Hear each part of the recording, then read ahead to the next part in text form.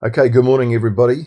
This is part three of a series of videos on an article written by Muriel Newman called Mana or Money, and it's what Muriel does is she goes through how iwi are interrupting businesses for the worse in New Zealand without authority and making things harder for existing business people to operate. And like I say, their interruptions are unlawful. Yesterday we looked at mussel spat farming in 90 Mile Beach in Northland. Now mussel spat is just the pupae or baby mussels, if you like, that were being harvested by a company in 90 Mile Beach in Northland. Locally we got involved, and they started to interrupt the whole industry, saying that the harvesting of the mussel spat was harming the tuaroa and shellfish beds of their on the beach. Well, let's pick this up today and then move on. But in 2019, it says here, but in 2019, locally we decided to disrupt the industry. We talked about this yesterday, so if you want more detail about this, go into yesterday's video and you'll see the whole thing. But we're just going to finish this off. Without proof, they claim mechanical harvesting of the mussel spat was damaging taroa beds and leading to decline in numbers. This is at odds with NIWA research from 2007 that showed the impact of mechanical harvesting on the taroa beds was minimal. This was later confirmed by Fisheries New Zealand. So what's happening here is you have local Maori who are interfering with a good existing business where people have worked very hard to run the business and are doing really well. Suddenly Maori interfere with it, and they are contradicting, Maori are contradicting solid research showing the opposite of what Maori are saying. Does anybody do anything about this? No. Does the government do anything about this? No. Does the local council know? Do the police know? And Maori opinion is seen as more valid than NIWA research or Fisheries New Zealand research. Well, how is that allowed to happen? How is that allowed to happen in modern New Zealand? That somebody unauthorized, unlawfully can come along and then everybody take them seriously. In 2015, a Waikato University report on the decline of taroa identified poaching as the main problem. It was not mechanical devices being used on the beach that was the problem. It was poaching. Quote, illegal harvesting of taroa is widespread and frequent. The customary take is probably out of control in some places.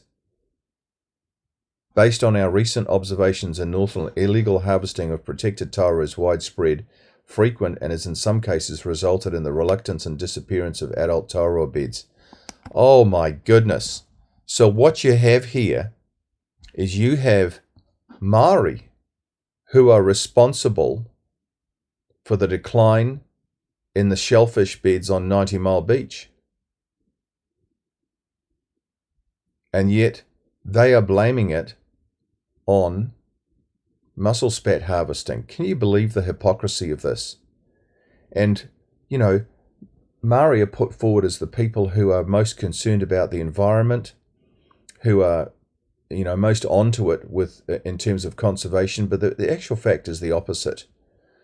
If you know anything about New Zealand's history, pre-1840, or pre-1800, that's before the Europeans arrived here, Maori had wiped out 36 species in New Zealand.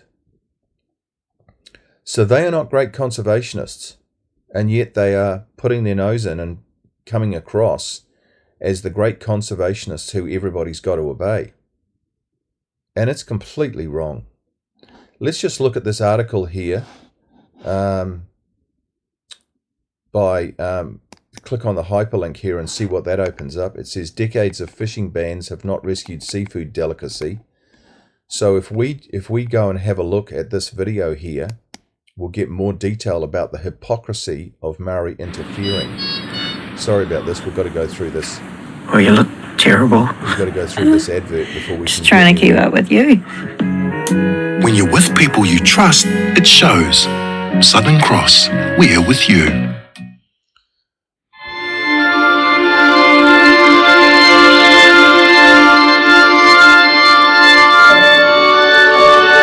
So it was vastly over-harvested and gathering was banned by 1979. So there's a young Maori person who's digging for tauroas in the beach. That doesn't necessarily mean that, you know, that person was responsible. No, we can't say that. But this is what the video is saying.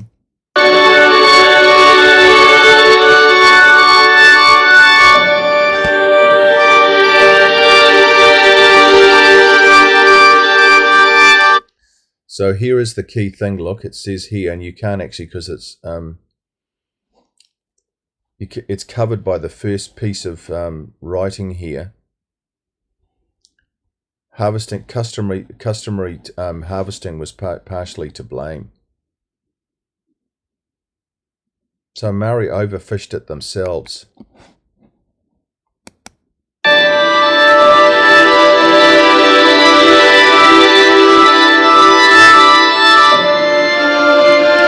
There's a product produced by Maori, Tiki Minced Tauroa Concentrate. So they were absolutely caning the beach, getting tauroas.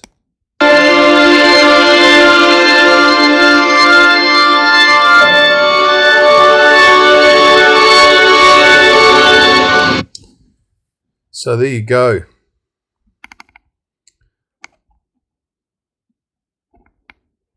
And on it goes. So you can read that story yourself.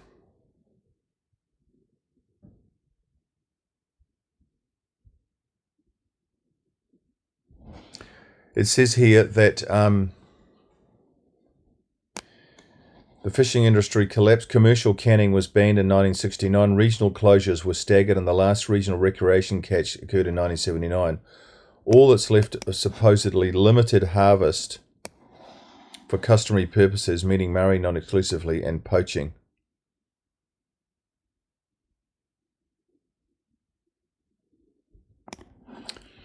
So what we're saying here is that poaching by local Maori, customary taking, was completely overdone, and it resulted in the damage to, or the decline of tauroa. The iwi, however, pointed their finger at mussel spat collectors, so they blamed somebody else rather than taking responsibility for it themselves. To avoid conflict, the industry agreed to hand harvesting in the area of concern where most of the spat lands.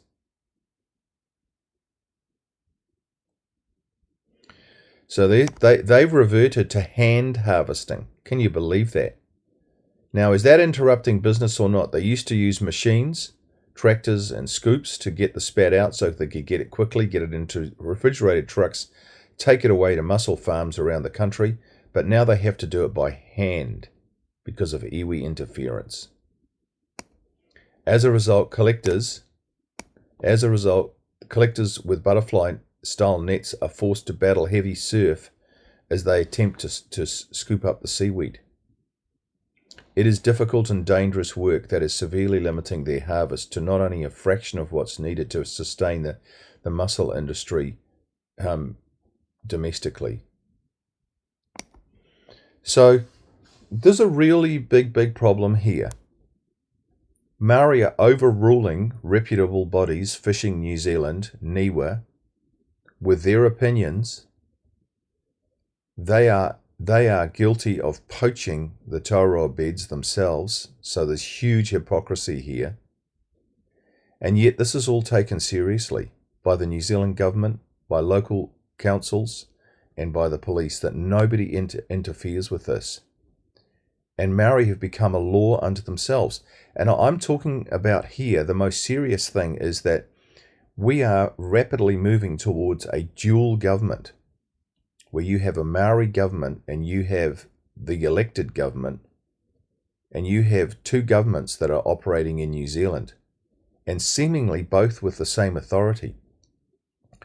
The only government which should have any authority in this country is the elected government, and there should be no other. You cannot have a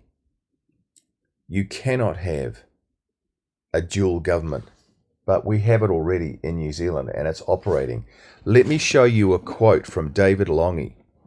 This is part of my PowerPoint shows which I take around the country.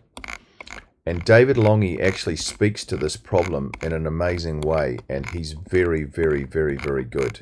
And he actually nails it completely. He says this. David Longy said,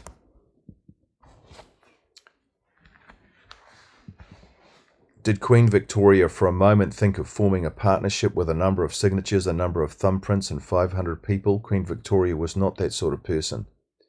You can have a democratic form of government, or we can have indigenous sovereignty. They can't coexist, and we can't have them both." There you go. He's 100% right. I'll do another series on this tomorrow, so we'll see you then. Thanks for listening.